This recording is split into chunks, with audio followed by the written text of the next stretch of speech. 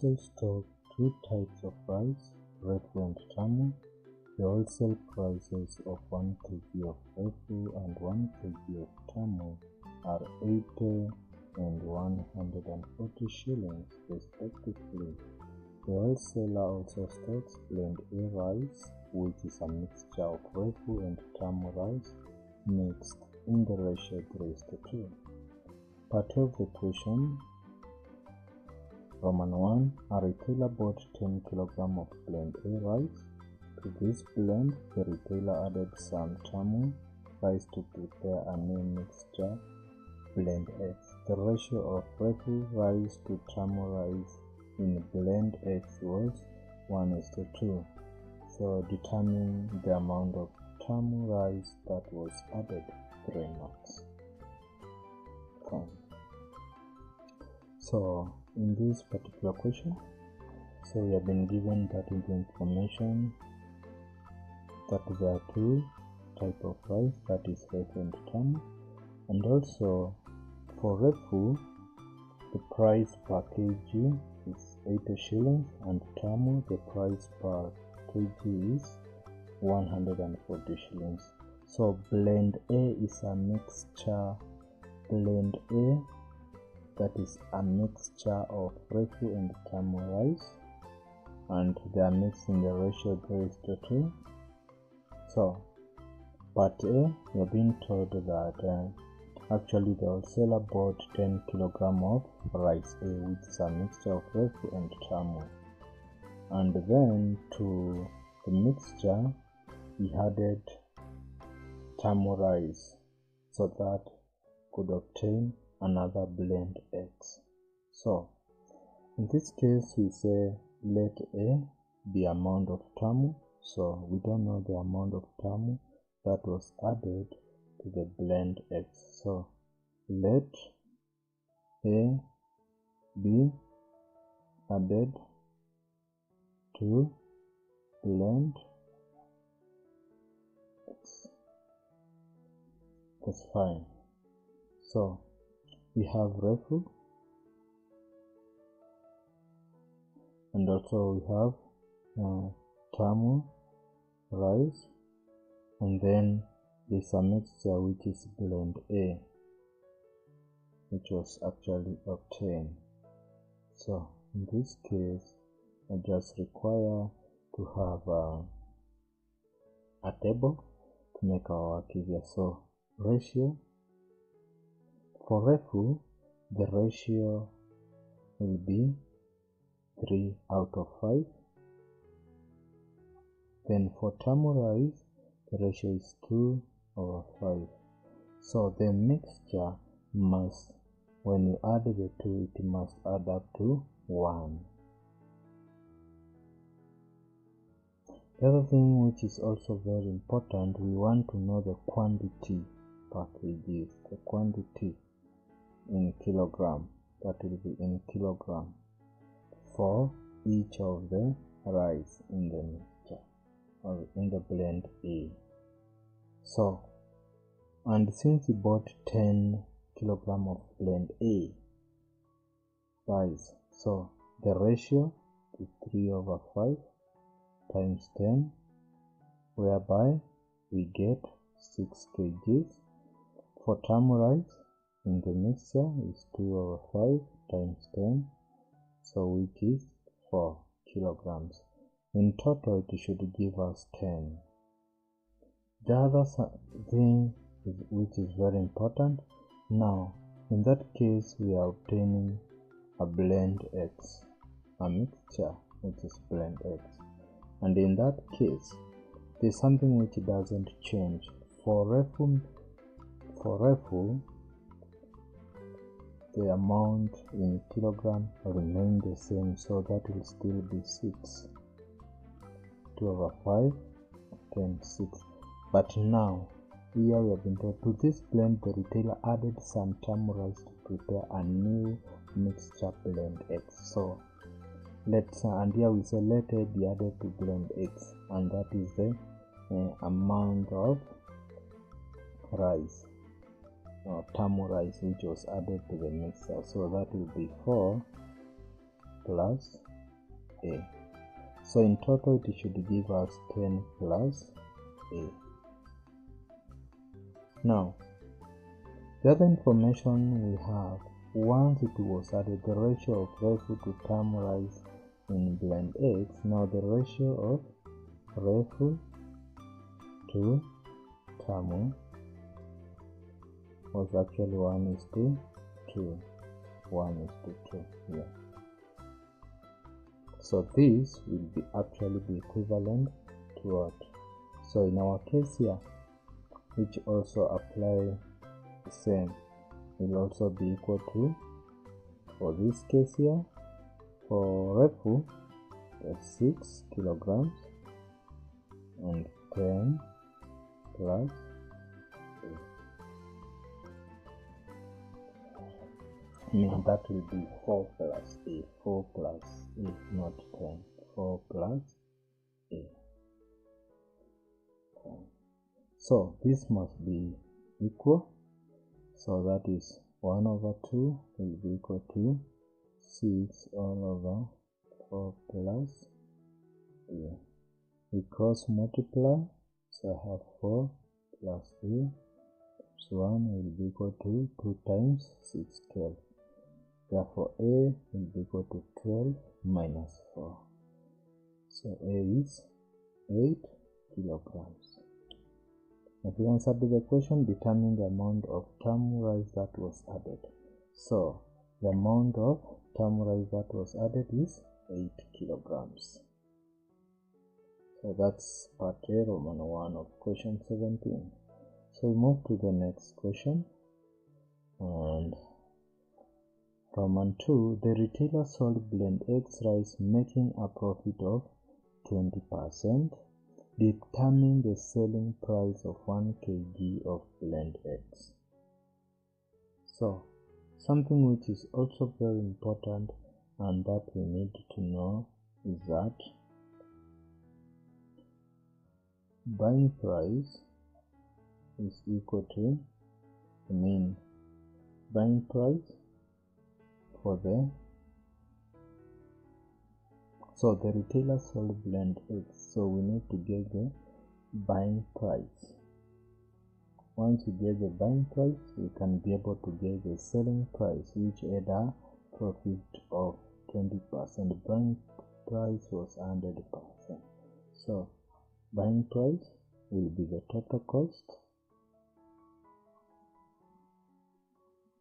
divided by the total mass. And initially here for term, refu and term, these were the cost price per kilogram. So we need to know now, since according to the ratio. So for the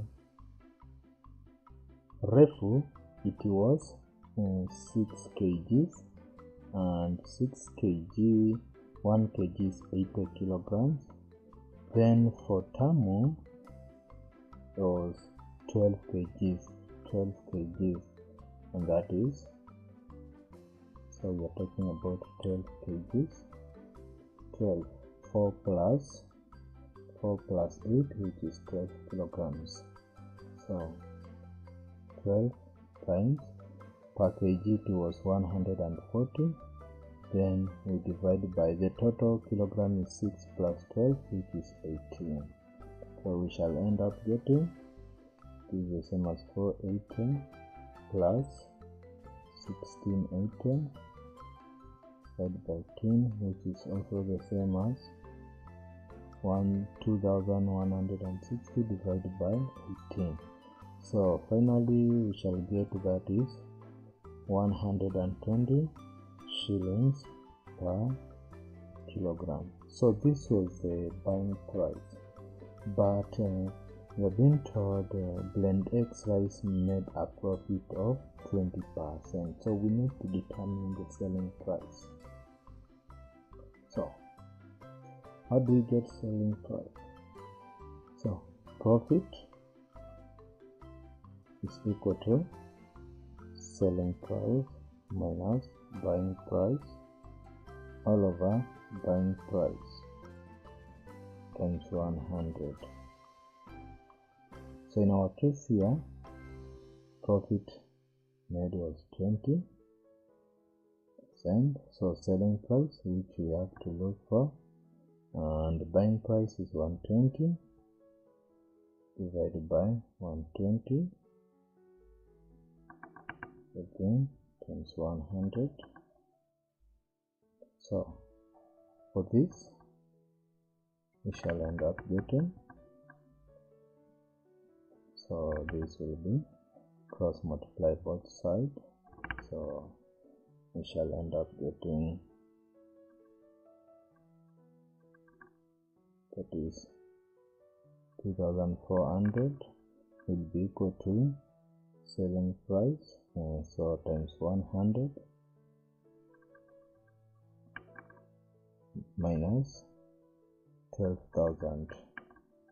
So 100 selling price will be equal to 12,000 plus 2,400, which is 14,400. So divided through by 100, so selling price is 144 shillings per kilogram.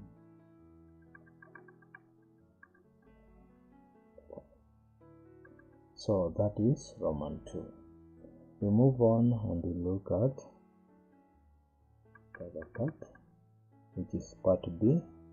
The wholesaler prepared another mixture, blend B, by mixing X kilogram of blend A rice with Y kilogram of tamu rice. Blend B has a wholesale price of 130 shillings per kilogram. So we determine the ratio XY. Fine. Again, something else which is very important we need to know now. We have blend A, and also that's for blend B. So then we also have the tamu rice. Since this made blend B, so the two give a mixture which is blend B. That's what we need to determine. So from our case here, the ratio, so the ratio of A in blend B is X all over. Now since we're in the ratio X plus Y, total will be X plus Y. For tamu rice, A with Y kilogram of tamu rice, so that will be Y all over X plus Y. So to give blend B with a mixture of blend A and tamu rice, so they should add up to 1. Then something else that is also important we know is the buying price. Buying price for blend A. And for blend A, we know it's a mixture of tamu rice and refu rice, and it was in the ratio of 3:5 from the previous section we saw. For refu was 3 out of 5, and therefore we need to determine the price. And also the price per kg for refu was 80 shillings and for tamu was 140 shillings. So buying price for this in the ratio 3:5 times 80, that was for refu, and then we also add for tamu, which was in the ratio of, and this was 2/5 times 140. So if you work out this, you should get 104. The other thing is for tamu rice, buying price per kilogram, and here we are talking about per kilogram. So the buying price for tamu rice was 140 shillings. So for the total, we need to know, and that's what we are after, to get the ratio in which x and y were. So the other thing is the total cost.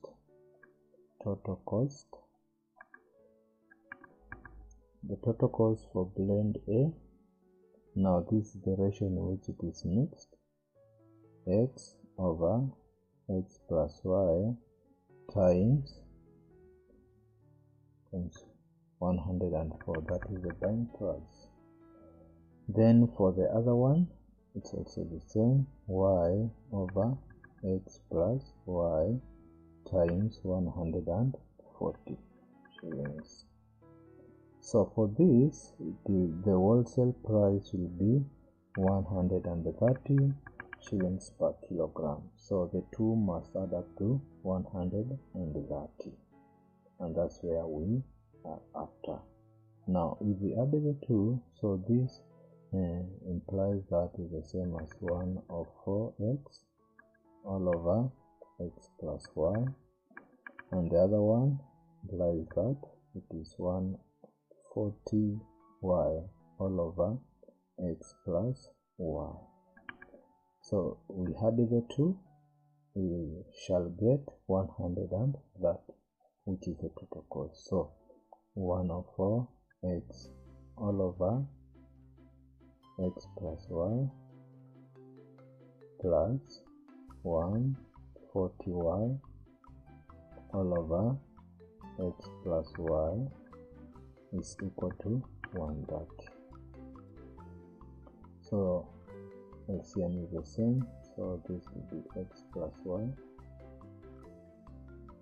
Then here we have 1 of 4x plus 140y is equal to 30. Multiply both sides by x plus y, we shall have 1 of 4x plus 140y is equal to 130 x plus 130y.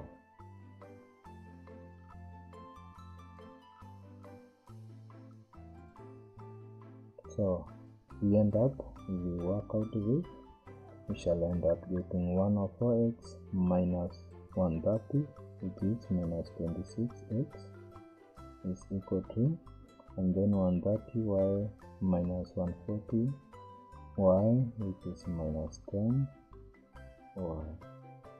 divided through, so we shall have x over y will be equal to minus 10 over minus 26, which will be, we simplify, we get 5 over 13, and therefore the ratio of x is to y is, ratio xy is 5 is to 13. So that is it. Thank you so much.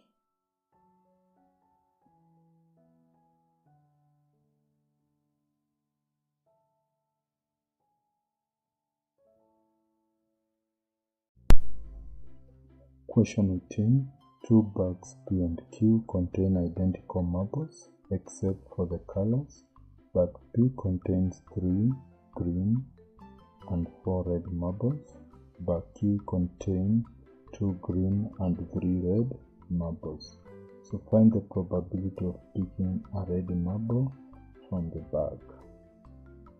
Now, just to make it simplified, we have here bag, we have the bag, and then we have green marbles, and also we have red marbles. So bag B, it has 3 green marbles and 4 red marbles, and then bag Q has 2 green marbles and 3 red marbles. So in other words, the total for bag B, there are 7 marbles in total, and Q, there are 5 marbles in total. So we need to find the probability of picking a red marble. So the probability of picking red marble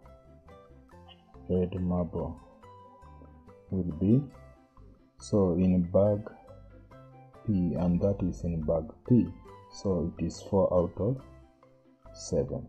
So it is that simple for part A of the question. Then we move on to part B of the question. So part B, 2 marbles were picked at random from bag P, one at a time without replacement. So we need to draw a probability tree diagram to show all the possible outcomes. So 2 marbles were picked. 2 marbles were picked from bag B, one at a time without replacement. That is a key thing to know. So we draw the tree diagram, and that is from bag P. So there's a probability of picking a green, and also there's a probability of picking a red marble. So we start with the first pick. So the probability of picking a green marble from bag P, it is 3 out of 7. The probability of picking a red marble is 4 out of 7. Then we go to the second pick.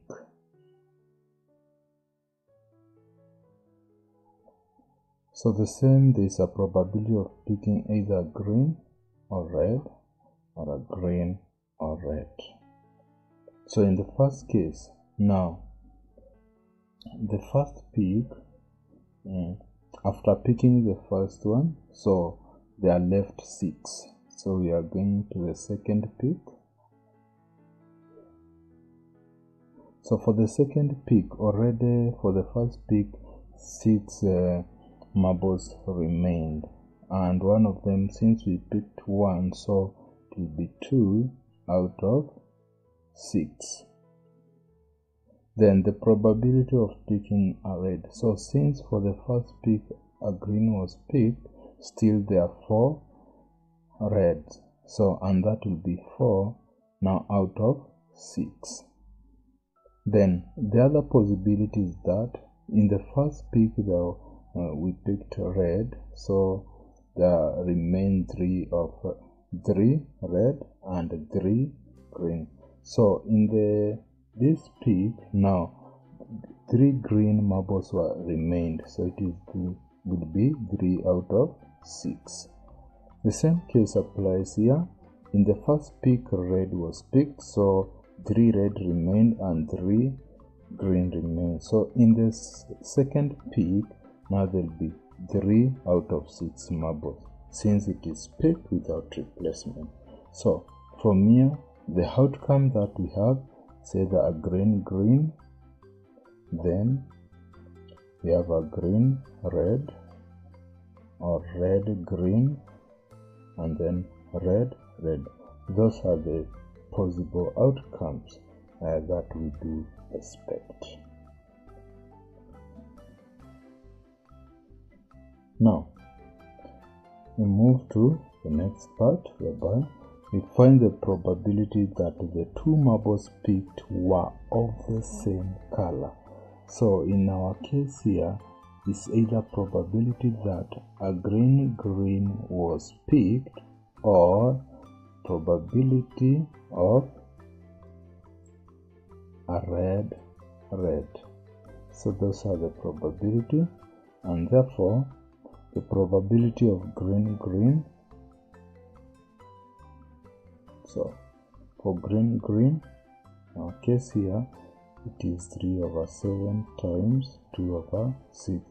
The other case is 4 over 7 times 3 over 6. 4 over 7 times 3 over 6, and so those are the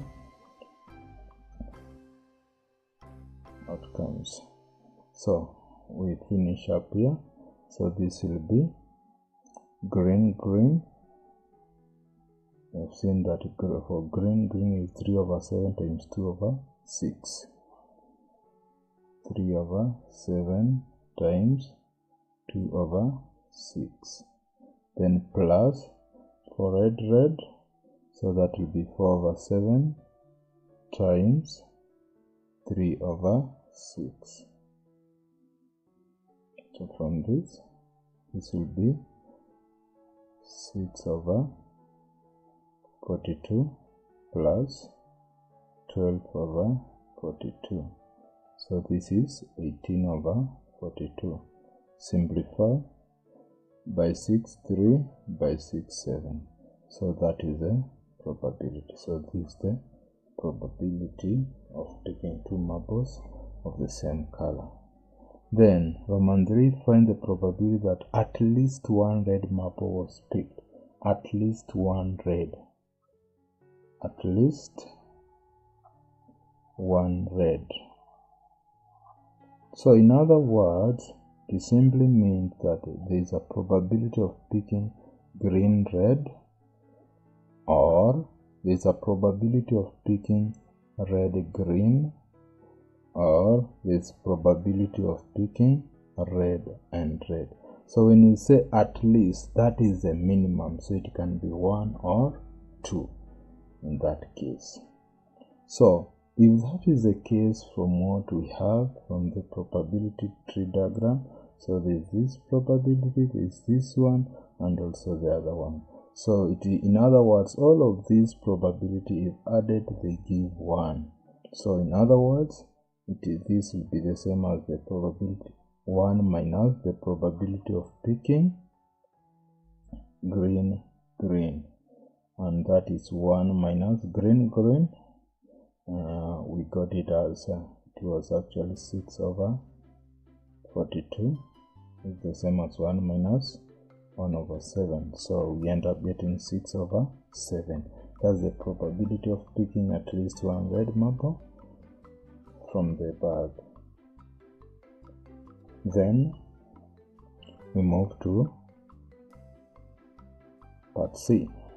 The marbles picked from bag B, P were both put into bag Q. A marble was then picked at random from bag Q. Calculate the probability that the marble picked was green in color and also red in color. So here it's a bit technical, and I need you to pay much attention in this. So we are picking marbles from bag P, then we put them into bag Q. So from P to bag Q, and it was done twice, the first pick, the second pick. So from bag P,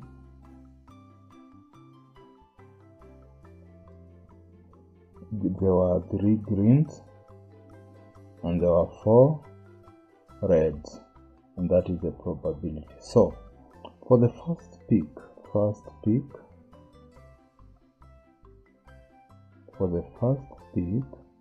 from bag, so we expect a green or a red, or a green or a red. Now if we pick, it was picked from bag P, now we pick from bag, so the probability will be, so once we pick, now whatever is remaining, there are 2 greens, so that will be 2 out of 6. That's from bag P. For red, it will be 4 out of 6. Again, the same thing will happen here for green, so it will be 3, since for its red was picked, so here we have 3 out of 6, and then the other one will be 3 out of 6. So whatever was picked, it was done first and second, and then it was added to bag Q. and it was added to bag Q. So we want to either green, red from what was picked, green, red, green, red, green, red. So if in the first case a green, and for bag Q, so there were greens were 2 of them, and red marbles they were 3. So in total there were, so if the first pick, the first and second pick, it was green, then it means that in this case here, so for bag Q, then there'll be 2 more, so it will be total of 7. So that will be 4 greens out of 7 marbles. So for red, it will be 3 out of 7. If we go to the down here, again, for the first pick and second pick, the red marbles were picked. So in other words, it means that there was an addition of 2 red marbles. So in other words, it's 5 red, 2 green. In total, that will be 5 over 7. Then from there, so from here, this will be 2 over 7. Just to fill the other part. So for this case here, we shall have 3 out of 7. This will be 4 out of 7. I have 3 out of 7, and the other one is 4 out of 7. So the outcomes, green, green, green. Here we have green, green, red. Then we have green, red, green. In this case, we have green, red, red. Here we have red, green, green. And here we have red, green, red. Here we have red, red, green.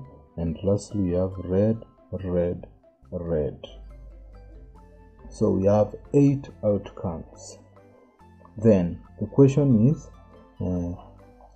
calculate the probability that the marble picked was green in color. The marble picked was green in color. So in that case, we are talking in this particular context here, and then it was put here. So the marble picked was green in color. So in that case, we have this. Then we also, the other case, we have, since we are considering in bag Q, so we have also this case. Then we have this case also, and lastly we have this. Fine. Then we require to get the marbles that were picked. So here we have 3 over 7 times 2 over 6 times 4 over 7. Then the other one is 3 over 7 times 4 over 6 times 3 over 7. Then the other one is 4 over 7 times 3 over 6 times 3 over 7. And the last one, 4 over 7 times 3 over 6 times 2 over 7.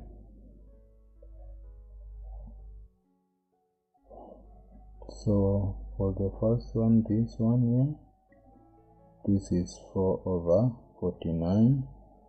So the other one, 3 over 7 times 4 over 6 times 3 over 7. This will give us 6 over 49. Then the other one is 4 over 7 times 3 over 6 times 3 over 7. We also get 6 over 49. And lastly, we have 4 over 7 times 3 over 6 times 2 over 7, which we get as 4 over 49.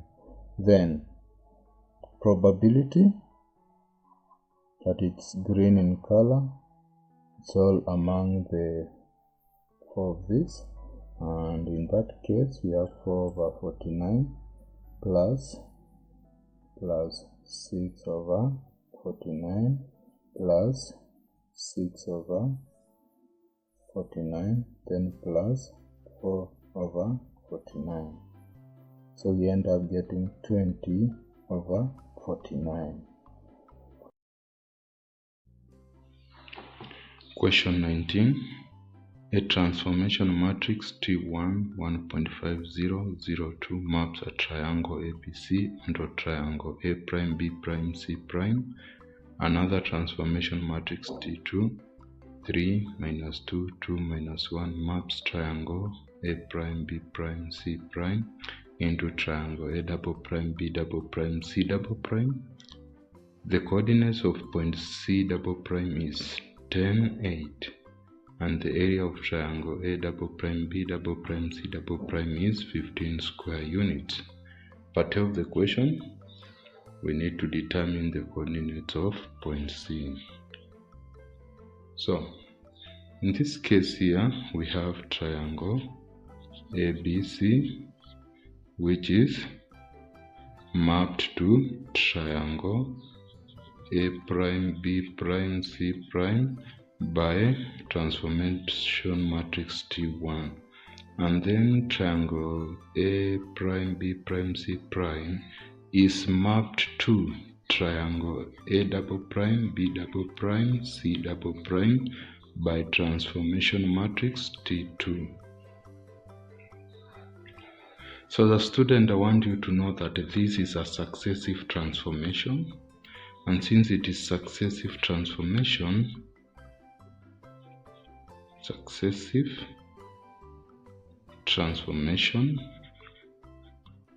then we require to get a single transformation.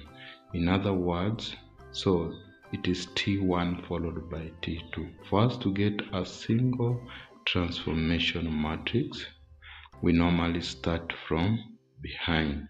So it will be T2, T1. Mark that. If you use T1, T2, then you'll get the wrong single transformation matrix. So here we shall have T2 is 3 minus 2, 2 minus 1. We multiply by T1, which is 1.5002. Then if we multiply to get the first element in the first row, first column, it is 3 times 1.5, which is 4.5, plus minus 2 times 0, that is plus 0. Then to get the second element in this first row, second column, we multiply 3 times 0, which is 0, plus minus 2 times 2, which is minus 4. Then to get the element in the second row, first column, we multiply 2 times 1.5, which is 3.0, plus minus 1 times 0, which is plus 0. To get the element in the second row, second column, multiply 2 times 0, 0, plus minus 1 times 2, minus 2. So this will be 4.5 minus 4, 3, minus 2. So that is our single transformation matrix. Then from there, we need to get the coordinate of C. Therefore, to get C, it simply means that the single transformation matrix multiplied by coordinates of C, it must have mapped it to C double prime. Therefore, C will be the inverse matrix, transformation matrix, times the coordinates of C. Therefore, to get the inverse of this matrix, it shall be, it is 1 over the determinant, 1 over the determinant of this matrix, and so product of the main diagonal, 4.5 times minus 2, so minus 9, then plus, minus the product of the other diagonal, which is minus 12, so it will be minus minus 12 plus 12. And then we interchange the elements in the main diagonal, minus 2 and then 4.5, and the other one, for the other diagonal, we reverse the sign, so we shall have minus 3 and the other one will be positive 4. Then we multiply by the matrix of C double prime, which is 10, 8. So this will be 1 over 3, then we have minus 2, 4, minus 3, 4.5, times 8, 10, 8. So this will be 1 over 3. So if you multiply, so minus 2 times 10, that is minus 20, then plus 4 times 8, plus 32, and then minus 3 times 10, minus 30, plus 4.5 times 8, that is 36. So you shall end up getting a third. So minus 20 plus 32, that is 12. And then minus 30 plus 36, that is 6. So if you multiply through, we get 4, and the other one a third of 6, which is 2. So coordinate of point C is 4, 2. Fine, we move to Roman 2 of part A. Determine the area of triangle ABC. So for triangle ABC, you know that area scale factor, which is equal to the determinant of the transformation matrix, which is also equal to area of image, and in our case the image is A double prime, B double prime, C double prime, that is the triangle, and then over area of object, and in our case it is triangle ABC. So determinant we already have, which is 3. Area of the image, area of image you have been given here, it is 15 square units. So we substitute here and we shall get 15 over area of triangle ABC. Therefore, area of triangle ABC will be equal to 15 over 3, which we get 5 square units. So that is the area of triangle ABC. Finally, we look at part B of the question. So in this case, the coordinates of point B and B double prime are x, y, and 6x plus 1, 8 respectively. Determine the value of y. In that case, if B is pre-multiplied by the transformation matrix, we end up getting B double prime. Therefore, but T we got as 4.5, 4 minus 4, and 3 minus 2. We multiply by the matrix of B, which is xy, will be equal to matrix of B double prime, which is 6x plus 1, 8. Then multiply this matrix, 4.5 times x, that is 4.5x, minus plus minus 4 times y, minus 4y. The other one is 3x plus minus 2y. will be equal to 6x plus 1, 8. Then compare the corresponding coordinates. So we have 4.5x minus 4y is equal to 6x plus 1. Just to rearrange this, we shall have 1.5x then plus 4y will be equal to minus 1. We can call this the first equation. The other one is 3x minus 2y is equal to 8. So in this case, this is the second equation, and I can make y the subject. So if I make y the subject of the formula, to be y will be 3x minus 8 all over 2. I can call this the third equation. Then from there, I can actually substitute equation 3 into equation 1. So whenever I have y in equation 1, I substitute with 3x minus 8 over 2. This will be 1.5x plus 4. Where I have y, I substitute with 3x minus 8 all over 2 will be equal to minus 1. Therefore, this will be 1.5x plus, so by 2 1, by 2 1, by 2 2, so 2, so I have 2 times 3x, that is 6x, then 2 times minus 8, that is minus 16, will be equal to minus 1. Therefore, 1.5x plus 6x, that is 7.5x, which will be equal to minus 1 plus 16, which is 15. Therefore, x will be 15 divided by 7.5, end up getting 2. Therefore, I can substitute x into equation 3 to get the value of y. Therefore, which is 3, x is 2, minus 8 all over 2. So this will be 6 minus 8 over 2, which is minus 2 all over 2. Therefore, y will be minus 1. And that is the value of y.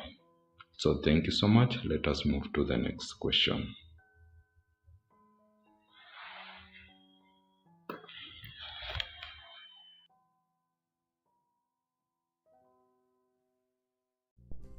Question number 20. In the diagram below, the vertices of triangle ABC are 0, 3, then 4.56 and 10.50. Point P, which is 3, 5, and Q, which is 9 and 1.5, lie on lines AB and BC respectively. So the next question which follows is find. So we need to find AQ, and also we find CP. Now, for us to get AQ, remember the form. So AQ, it is AQ, vector AQ, now following which root. So in this case, AQ will be the same as moving from A, considering position vector. So from AO, so this point, the origin O, so AO, and then plus OQ, considering the direction. Since AO is in the opposite direction, therefore this will be negative. Then OQ, we are taking the position vector, and position vector is always from the origin. Fine. So from here, AO is, that is the vector 0, 3. So in column vector, this will be minus 0, 3, then plus OQ, which will be 9, 1.5 column vector. So if we add minus 0 plus 9, that is 9, and then minus 3 plus 1.5, that is minus 3 plus 1.5, that is minus 1.5. So that is for vector AQ. Then the other one is vector CP. So how do we get CP? So for CP, vector CP, and in our case here is our point C, and then P is here. We also use the column vector method also to find out, and the route we are going to use is moving from, just consider position vector, and that is very important. So CO, so we have CO, vector CO, and we are moving in the opposite direction, so it will be minus, then plus the position vector of P, that is from origin, will be OP. So CO vector, that will be minus, we have 10.5, 0, plus position vector of P, that is 3, 5. If we add it, minus 10.5 plus 3, we shall get minus 7.5, and then minus 0 plus 5, we get 5. So that is the vector CP. Then we move to the next question. Line AQ and CP intersect at X such that CX is equal to KCP and AX is equal to MAQ, where K and M are scalars. So we need to express OX in two different ways, and then we determine the value of K and M. So in our previous diagram, so in this case we are being referred to that CX is equal to KCP, and also AX vector is equal to MAQ vector. So K and M are scalar, and therefore we need to express OX in two different ways. So where is our X? So this is a point X. So we can move in two different ways, either from OC then CX, or from OA then AX. So we begin with the first one. OX can be, we can arrive at X passing through OC then CX. So one of the way OX move from OC then CX. That's one way. The other way we can also be able to follow is that OX, the route that we can use is OA then AX. That is OA then AX. So for this one, OX, it is OC, and in our case OC is 10.50, 10.50, so that is 10.50 plus CX, but CX is KCP, K, but what is CP? CP we got initially, it is minus 7.55, minus 7.5, 5. So working this out, we shall get this will be 10.5 minus 7.5k, 0 plus 5k, that will be 5k. So that is it. Also the other way, OX, which you can be able to express OA is 0.3. That is 0.3 plus AX, but in our case AX is MAQ. MAQ. But what is AQ? We got it previously, which is 9 minus 1.5. That is, we got it as 9 and minus 1.5. So let us work it out again. 0 plus m times 9, that is 9m. Then 3 plus m times minus 1.5, so this is 3 minus 1.5 m. And since we have expressed them in two different ways and OX is equals to OX, then we equate the two, we equate this and also the other one. And then from there we should be able to find the value of m and k. So this will be equal 10.5 minus 7.5 k, 5k will be equal to 9m, 3 minus 1.5 m. Since the column vector 2 by 1, so we equate the x component and also the y component. So in our case here, 10.5 minus 7.5k will be equal to 9m. And the other one is 5k is equal to 3 minus 1.5 m.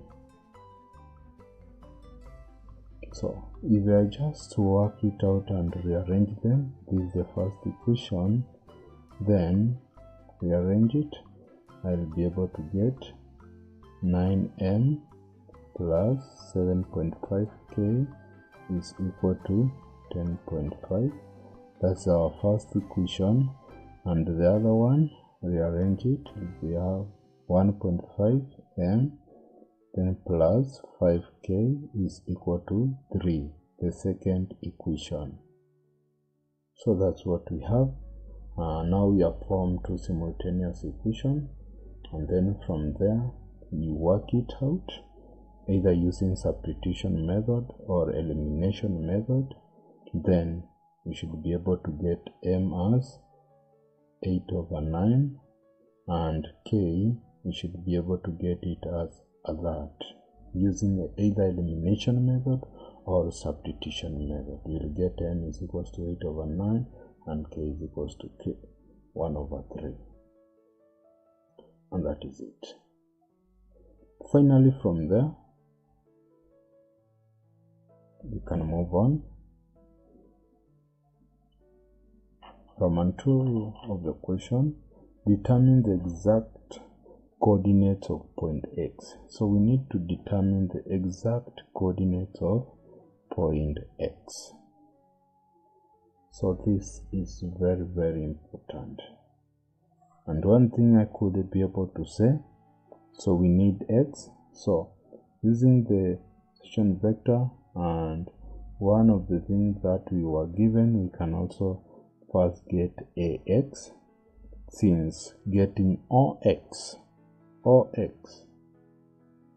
that is the easiest way, since if we just find the position vector, then we get the value of x. So ox is the same as oa vector plus ax vector. We can get ax we can easily get AX, and this is plus AX. Remember, AX was M AQ, is M AQ, and already we have M. So this will be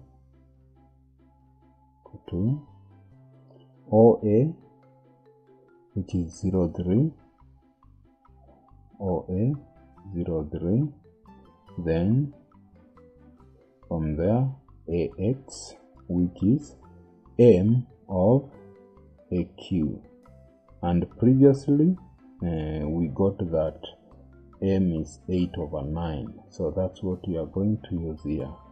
So plus 8/9 of, so AQ,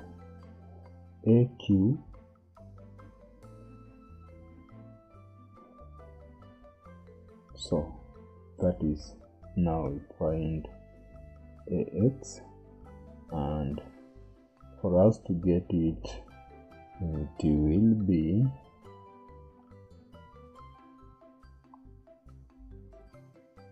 (8/9). So initially we got AQ, which was actually AQ, just a reminder, and which is very important. AQ, we got it as 9 minus 1.5, and that is what we are going to use in our case. So 9 minus 1.5. So from there we have 0, 3, then plus 8/9 times 8/9 times 9, and the other one is 8/9 times minus 1.5. So we should get 0.3 plus, this will be 8, then 8/9 times minus 1.5, we get minus 4/3, minus 4/3. So we add 0 plus 8, we have 8, 3 plus minus 4/3, we get 1 and 2 that. But the question requires coordinates, so when writing coordinates from point X, then it will be the value of X in this format. So X is 8, 1 and 2 that. So that is the coordinate of point X.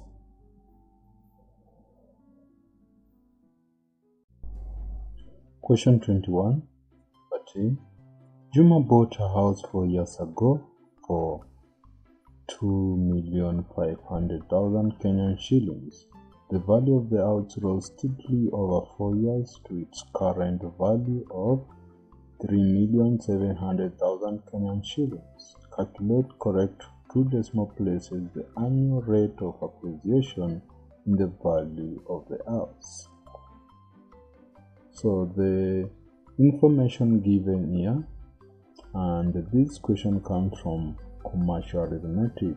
So this idea of appreciation, and therefore information given, so we have n time in years, n is 4 years.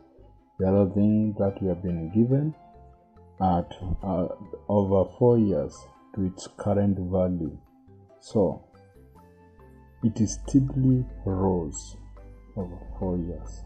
So that means amount after 4 years it was 3,700,000.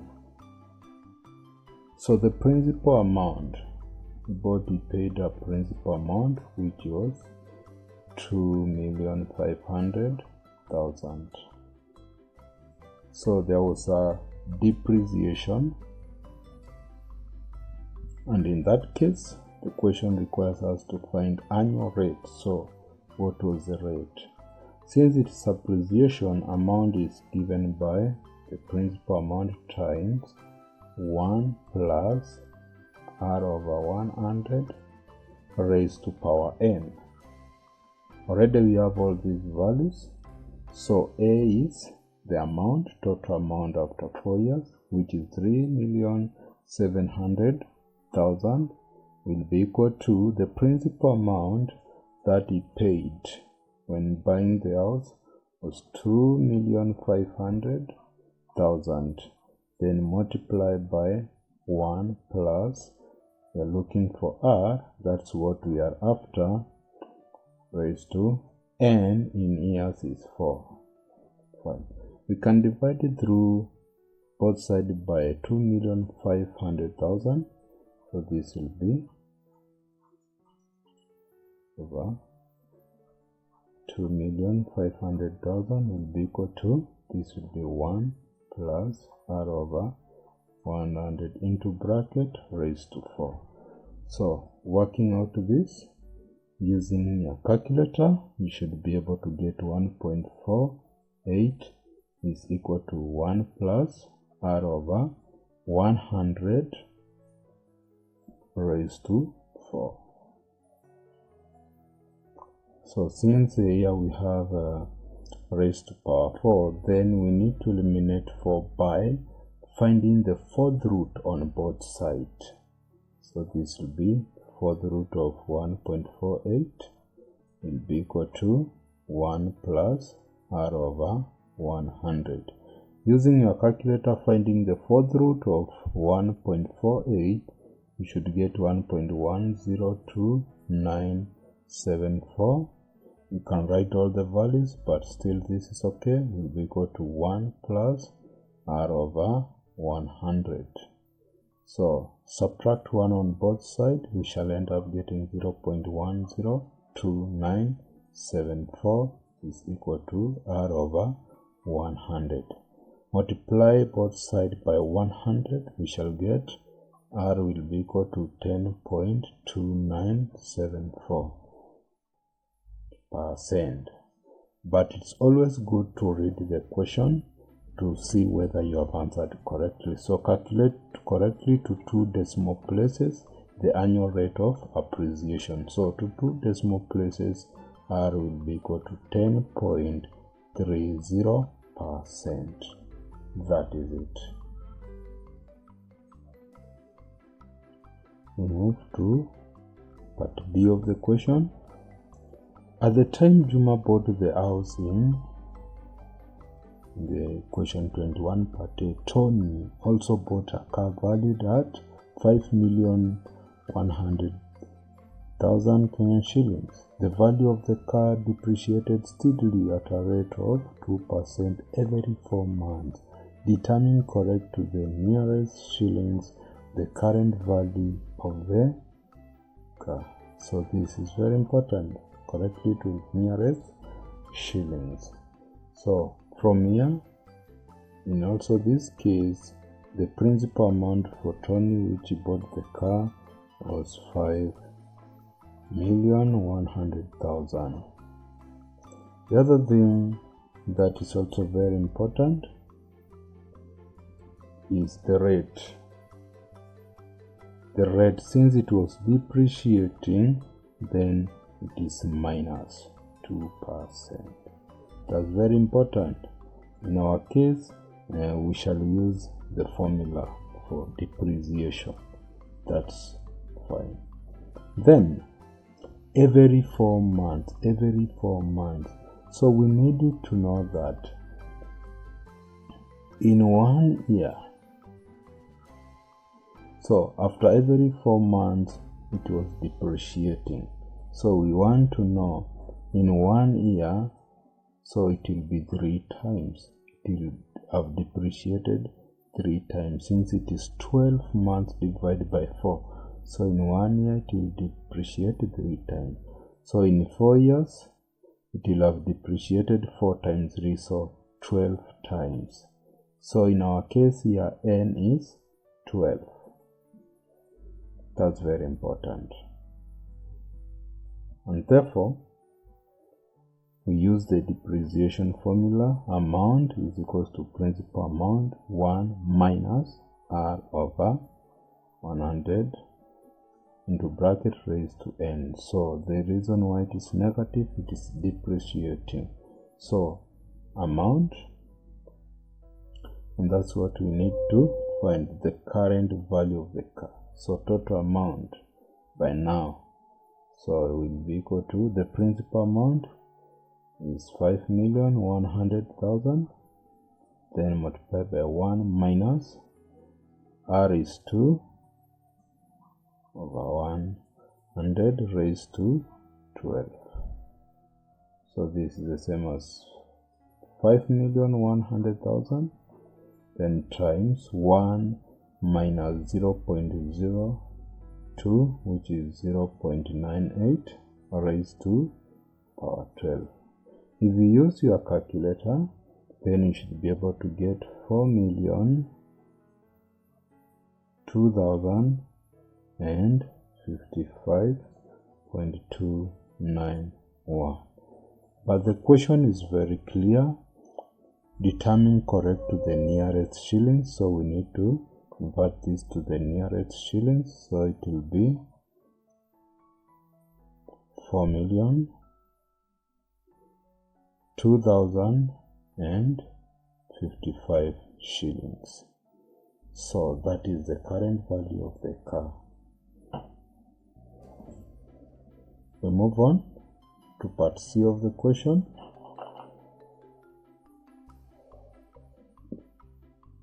So the house bought in question 21 of part A continued to appreciate in value at the same rate, while the car bought in question 21 part B continued to depreciate in value at the same rate. Determine the number of years from the time of purchase it will take for the value of the house and that of the car to be equal. Give the answer correct to 1 decimal place. So this is very, very important. And in this case, now we have the house and also the car. So we require this a time after a certain period of time, since the value for house is appreciating and that of car is depreciating, then we want to know that amount for the house, after how long will it be equal to the amount of the car. So we say let the time be t for the two value of that's for house and car to be equal. Let it be t years. So that's very important. So we know that for the house, the principal amount was 2,500,000, and then 1 plus the rate at which it was actually appreciating. We have actually found in part A that it was 10.30. So this is what we are going to use. So 10.30 over 100 raised to t will be equal to, for the car, the principal amount was 5,100,000 times 1, since it was depreciating, minus R, so it was depreciating at 2% every 14 months. And here we also need to be much careful. So every 14 months. So in our case here, in a year, it depreciated 3 times. So in that case, it will be 3t, because t is the number of years. Hope that is clear. So since it was depreciating after every 4 months, then it will be very important. In a year, it depreciated 3 times. So this will be 3 times t. So we work it out, divide both sides by 2,500,000. So we shall end up getting, so this will be, first let me work out this too. So working out this, I'll get 1.103 raised to t is equal to 5,100,000. Then this will be 1 minus 2 over 100, which is 0.98 raised to 3t. Therefore, we can divide both sides by 2,500,000. Then we shall end up getting 1.103 raised to t is equal to this value divided by 2,500,000. So I get 2.04, and then here times 0.98 raised to 3t. So this will be the same as, if I divide both sides by 0.98 raised to 3t, 1.103 raised to t all over 0.98 raised to 3t will be equal to 2.04. So from here, so in the power, t is common, can be written the same as 1.103 all over, we can factor out t, so this will be 0.98 cubed, everything raised to t is equals to 2.04. So 1.103 divided by 0.98 cubed, using a calculator, we shall end up getting, that is 1.172 raised to t is equals to 2.04. So we have t as a power, then we need to introduce logarithm to both sides, so we shall have t log 1.172 is equals to log of 2.04. Then t will be equal to log of 2.04 divided by log of 1.172. So if you use your calculator and work out this value, then t is 4.4921. But we need to 1 decimal place, therefore the time it takes, it is 4.5 years, or which is the same as roughly as 4.5 years for the value to be equal. So that's how you do it.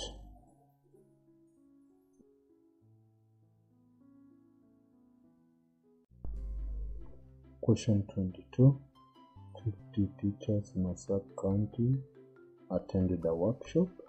The table below shows the distribution of the distances, d in kilometers, traveled by the teachers from their respective school to the training venue.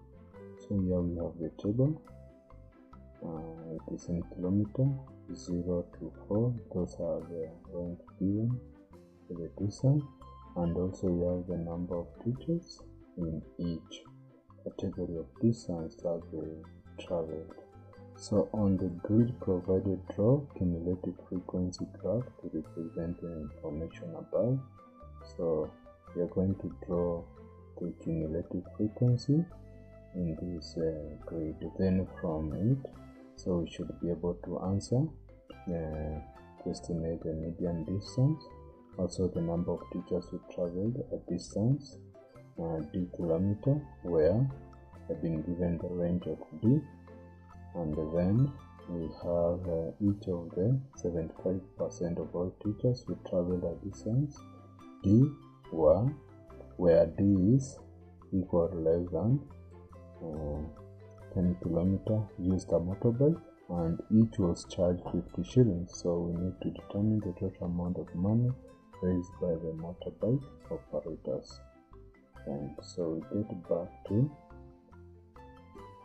the main fund, and in this case, so we needed to find so if you need to plot a graph of cumulative frequency to represent the information, so in this we just extend the table. We have a row for cumulative frequency, and we add each of the frequency. So we have 4, then the other one will be cumulatively, that will be 11, then 22, then 36, then 45, and 15. Then for the x-axis we require to have upper class boundary or the limit. So in our case we look at the distance, the range. So the upper limit will be 4.5, the other one will be 9.5, the other one will be 14.5, 19.5, here we have 24.5, and it is 29.5. So that's what we are going to use to actually plot our, so for cumulative frequency and upper class boundary. So here is our grid, and the first thing we just have to draw there.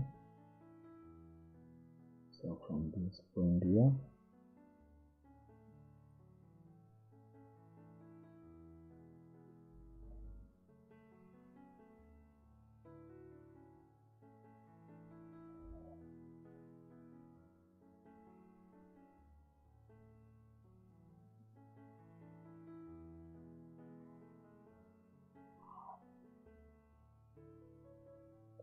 that's what I'm going to actually do. And then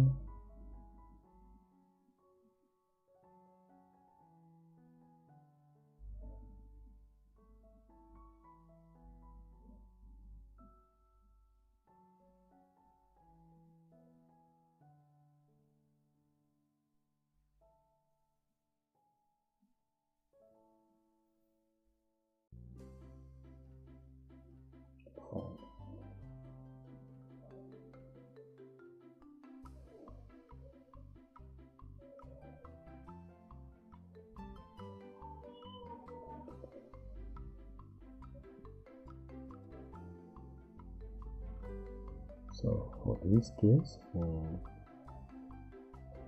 can be able to see for cumulative frequencies up to 50. So I can decide that each we have in this particular point from 0, 10, 20, 30, 40, and then 50. That's for cumulative frequency, and this represent teachers. Then we have the other one. So I'll take a scale of, this will be 5, then 10, then 20, 15, then 20, then 25, then 29, and finally this will be 30, then 35, upper class boundary. So we need to draw the points. So when CF is 4, upper class boundary is 4.5. So the other thing which is very important in each case is that for the x-axis, one small square represents 0.5, the other one represents 1 each. for the y-axis. So when x is 4, y is 4, then the other one will be 4.5, and 4 is at this point, so 4.5, that is the mark we have. Then when CF is 11, the upper class boundary is 9.5, so here is the point. Then when CF is 22, then the other one will be 14.5, 22, here is the mark. Then when CF is 36, then we have 19.5. 19.5 is here, so moving upwards, so 36, that is the mark. Then from there, when it is 45, we have 24.5, so 45 is here, 24.5, that's the point. And lastly, when it is 50, it is 29.5, 50, so that is the point. Fine. Then from there, I just have to draw.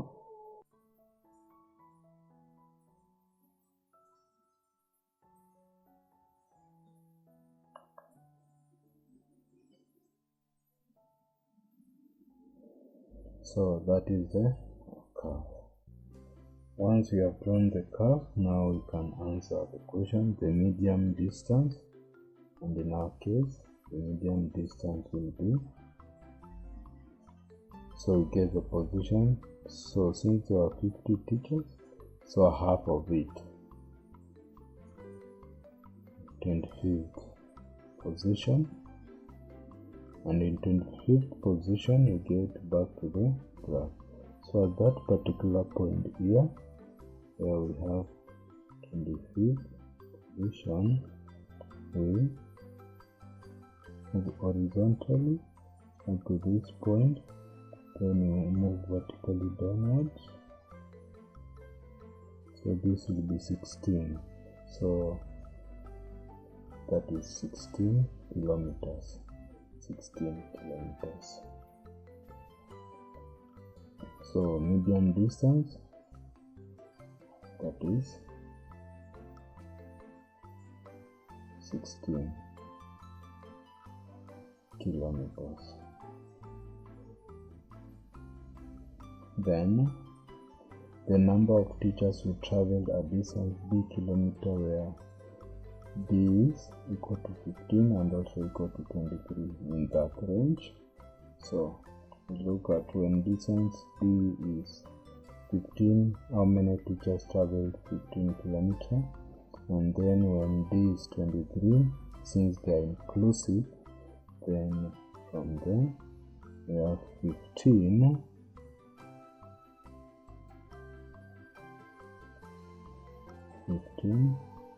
we move upward, so at this point here we move vertically,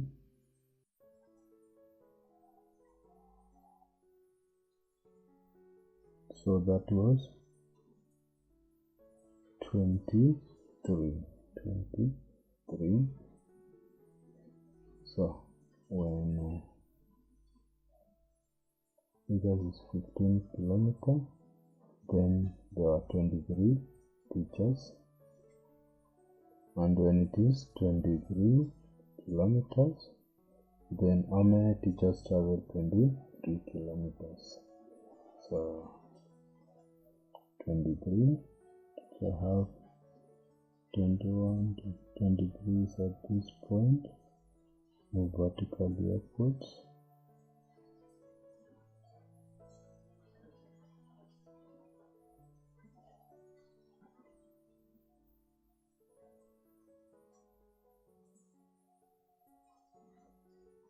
so that is 41, 42, 43, So we have 43 teachers. Now we have to get the difference. 43 minus 23, which is 20. But now remember, since both S and R included, that will be plus 1. So we have 21 teachers. Then the other question is, each of the 75% of all the teachers who travel a distance where D is equal or less than 10 kilometers use a motorbike, and each was charged 50 shillings. So we need to determine the amount of money raised by the motorbike operators. So we get back to we look D is what?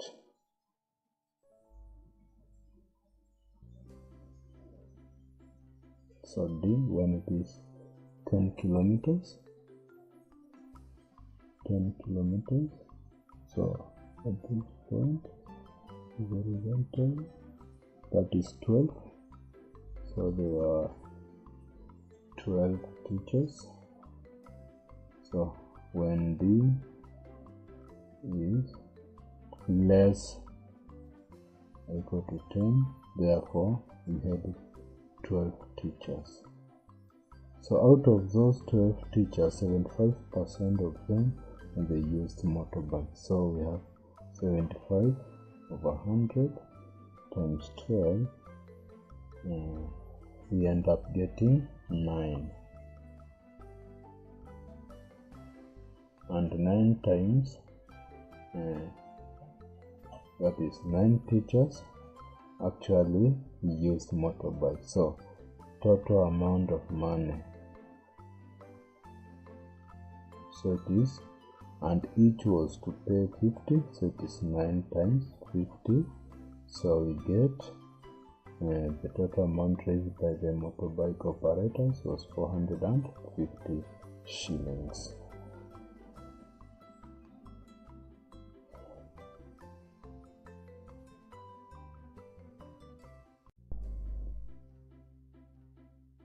So question 23. In an inter-school mathematics contest, schools can register teams in junior and senior school categories. Information on number of students and the participation fee per team in each category is given in the table below. So here we have the junior category and senior category. So number of students per team for junior is 6 and for senior is 4. Then participation fees per team. For junior it is 2,000 shillings and for seniors it is 3,000 shillings. So the organizing committee projected to register X junior teams and Y senior teams. Part of the question, part of the information given. For the contest to take place, the following conditions must be satisfied. One of the conditions is that at least 2 junior teams must be registered. Then the number of senior teams must be more than half the number of junior teams. And the total number of participating students from the 2 categories must not exceed 48. And the total amount of money raised from the participation fees must be more than 12,000 shillings. Then we are required to write down inequality in X and Y that satisfy the condition.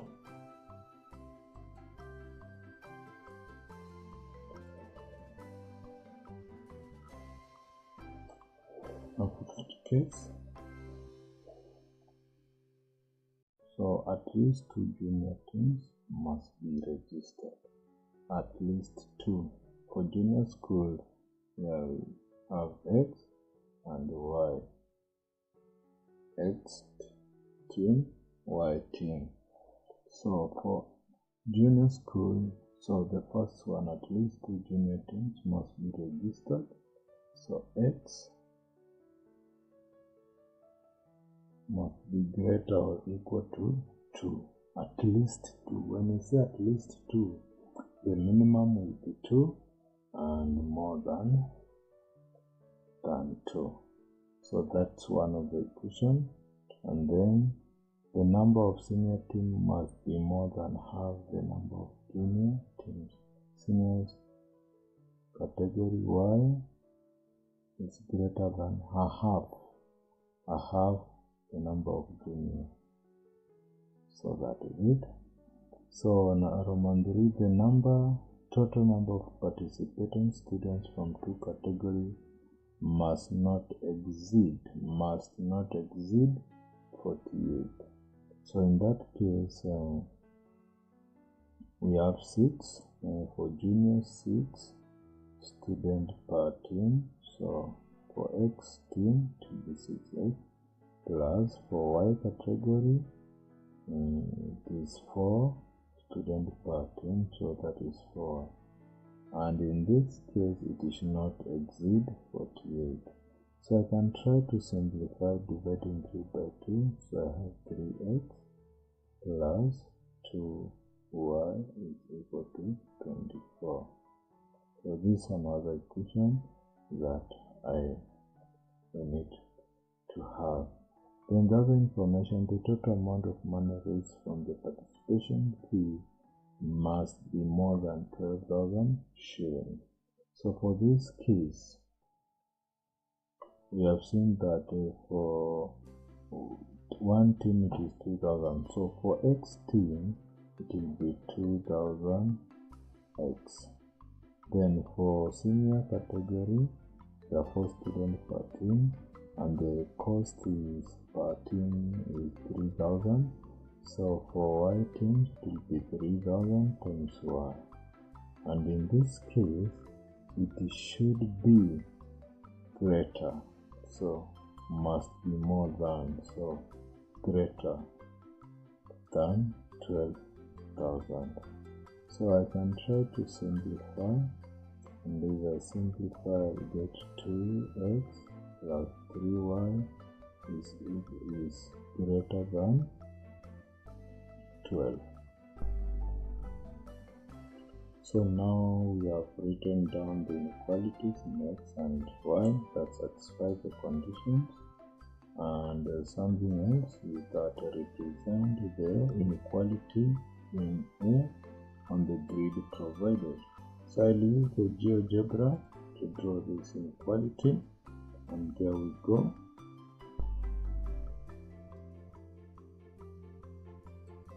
So the first inequality that we have is X is greater or equal to 2. So I just enter the value. So into the input, so X is greater or equal to 2. Then the other one it is, and the other one is Y is greater than a half X.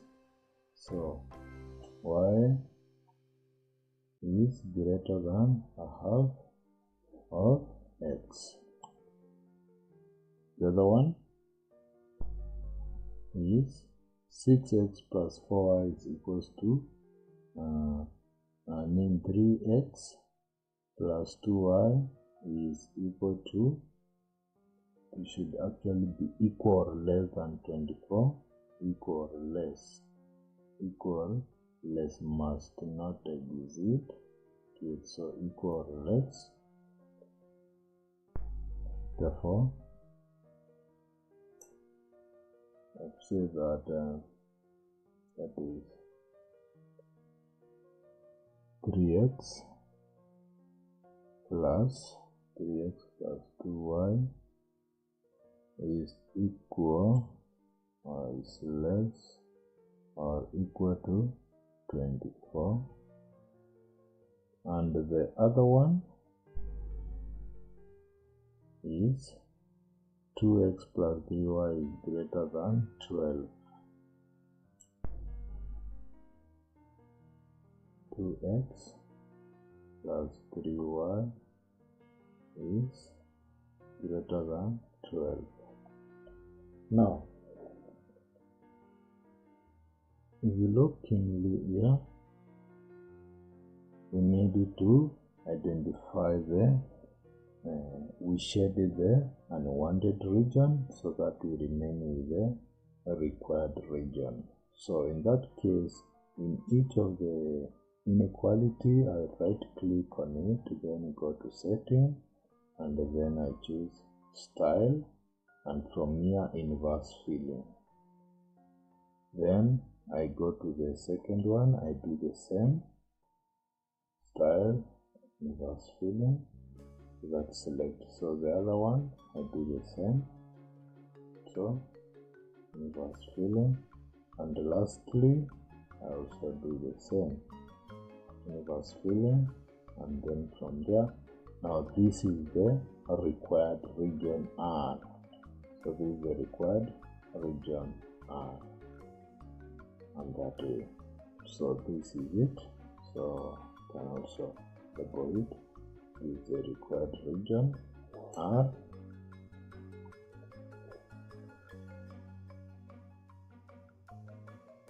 So this is our required region R. So from there, the other question is, the organizing committee expected to make a profit of, so they expected to make a profit of 200 shillings for every junior team and 500 shillings for every senior team that participated. Determine the number of teams for each category that should be registered in order to maximize the profit. So in this case, we need to look at the optimization for maximum profit, and in that case we get back to the inequalities that we have drawn, and in that case we need to look at point xy which is needed, which lies in the required region R, and that will be a maximum profit. So at this point here we have the point 2,9, then at this point we have point 2, that will be 2 and something like 2.6, then from this point. So at least at this point here is where we get the maximum profit, which will be 2,929. So the point will be actually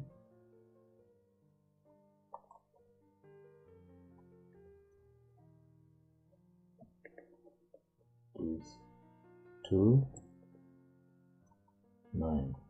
So in other words, it means junior team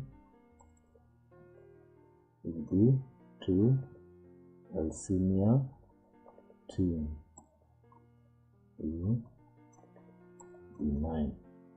So for maximum profit, so that is it. And also the other one 9. So that is it.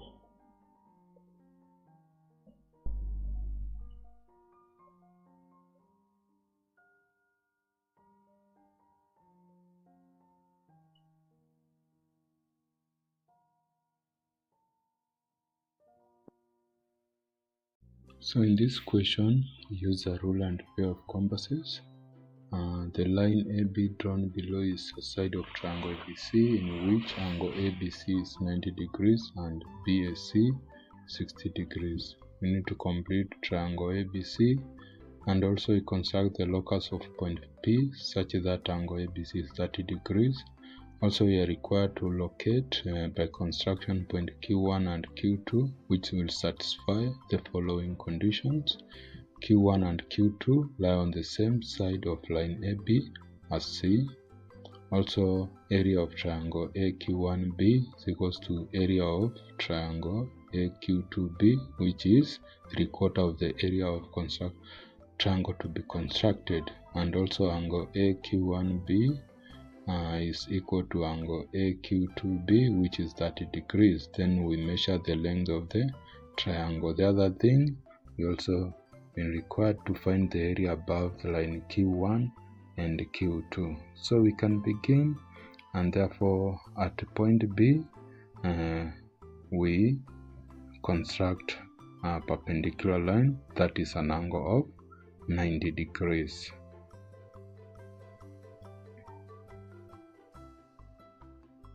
So that is at point B, we are constructing an angle of 90 degrees.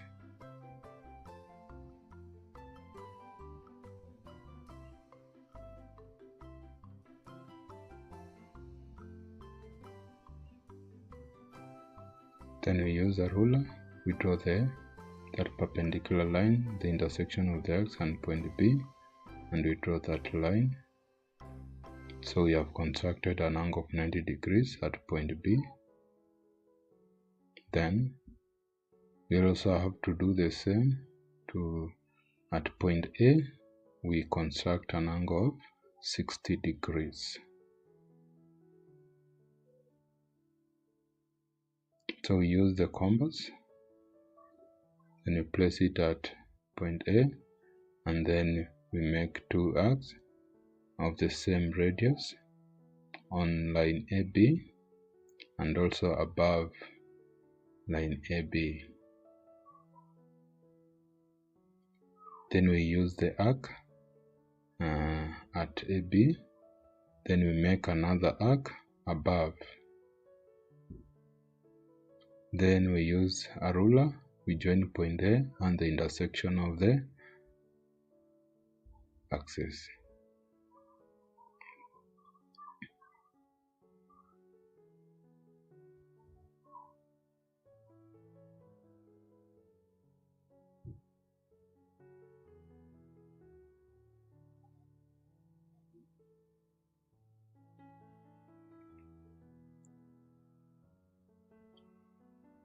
We can prolong the perpendicular line which we drew at point B such that it will touch the line, the other line from A, they meet at point C.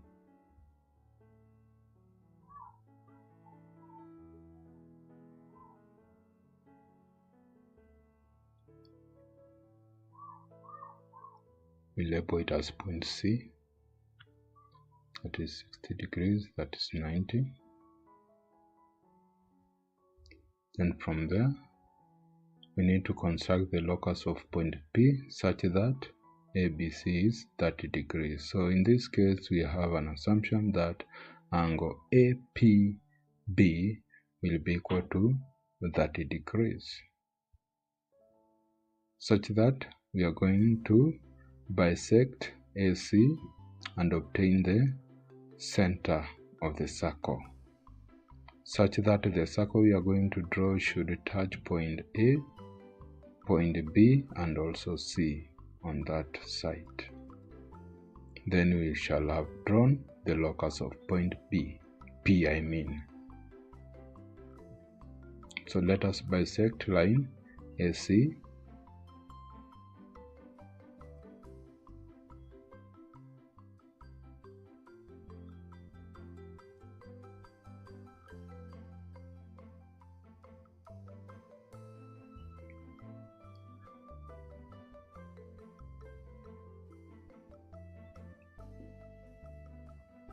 Then we are going to use a ruler, and then we join the intersection of the axis such that it will cut line AB, and that we are going to locate the center of the circle to be drawn.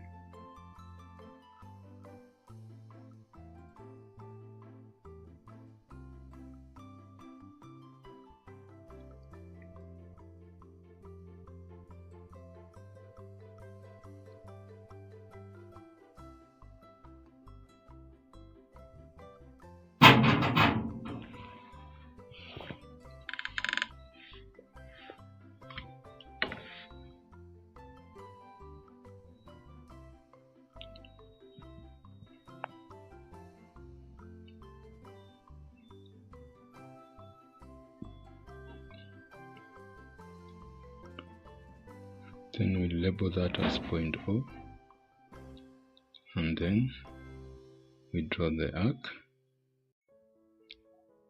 from B passing through C to A.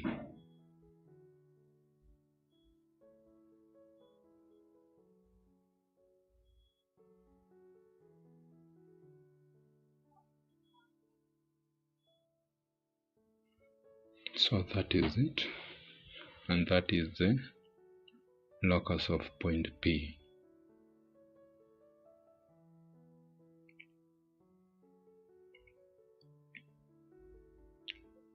The other thing we are going to look at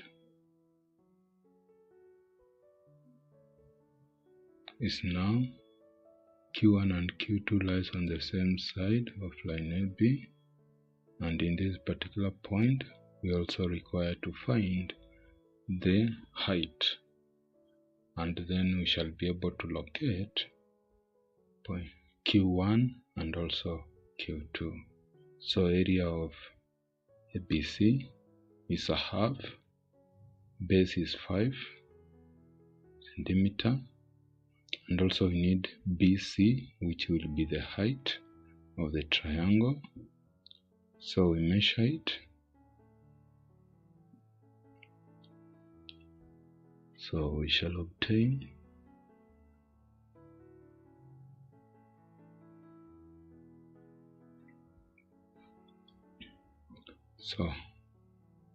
it will be times 5 times 8.7.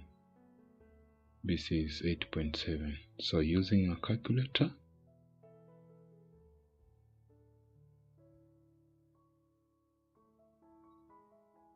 so half times 5 times 8.7 is 21.75, and that is centimeter squared.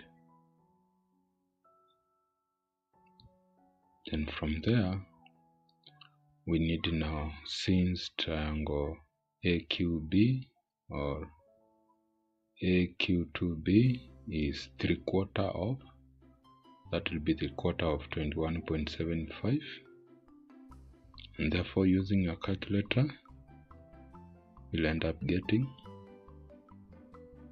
16.3125 centimeters squared. So to get the area of triangle AQ1B or AQ2B, it is a half,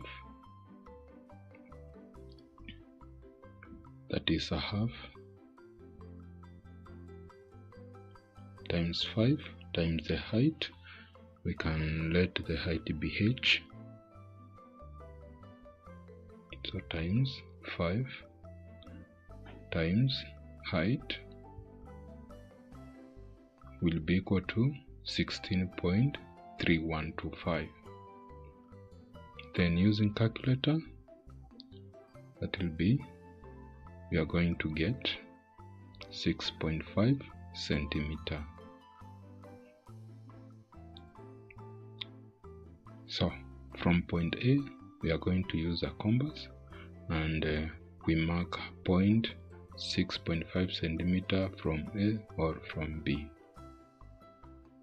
So from there we measure 6.5 and then we locate the point. We are going to draw an arc above.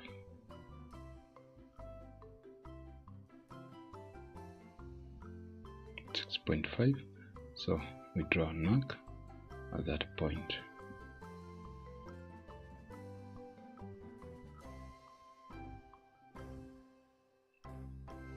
We also do the same at point B, 6.5.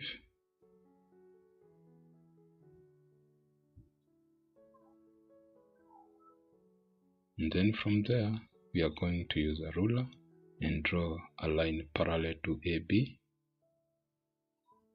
Place it well.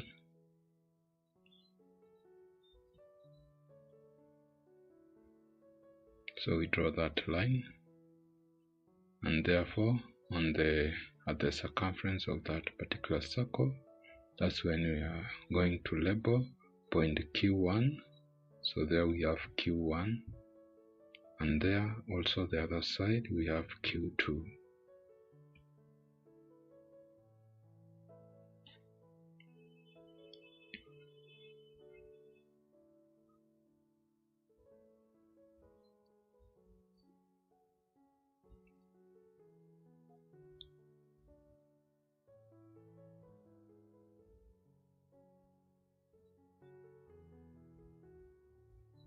So we measure Q1, Q2, and we get it as 9.0 centimeter.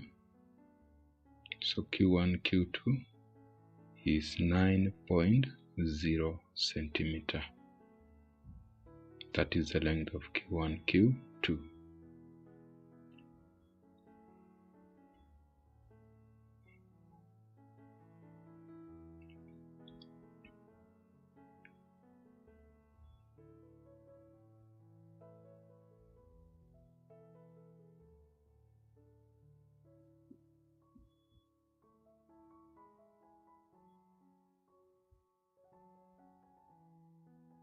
So we have 9.0, the height 6.5, and also there were key things in the construction of the locus of point P, and in generally working out the other values given.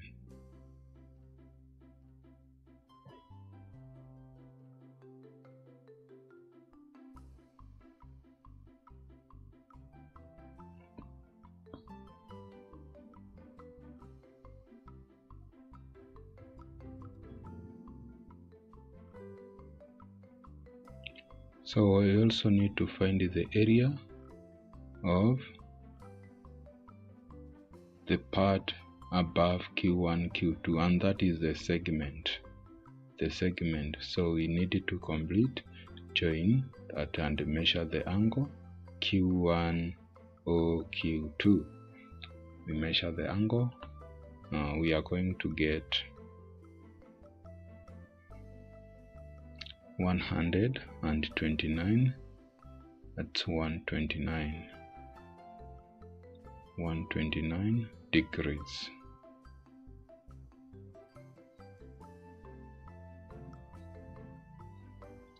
Therefore, angle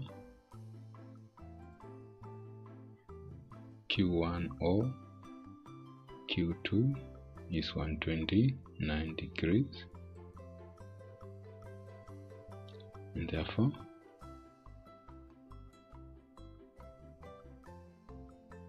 so we need to find the area of the sector and then area of the triangle. We subtract it to get the area of the segment. So that is the area of the segment we are actually talking about. So area of sector, we get it, it will be theta of 360 times pi r squared, and theta is 129 over 360 times 22 over 7 times the radius is 5. The radius here is actually 5. So 5 squared. Therefore, using a calculator, we end up getting 129 over 360 times 22 over 7 times 5 squared. We get 28.15 centimeters squared. We also find the area of the triangle Q1 or Q2, a half AB sine theta, we get a half times 5 times 5 sine 129. Using calculator, we shall end up getting that will be 9.71 centimeter squared. Then to get the area of the segment is the area of the sector minus area of the triangle. 28.15 minus 9.71. and in that case we shall get 18.44 centimeter squared. And that is it.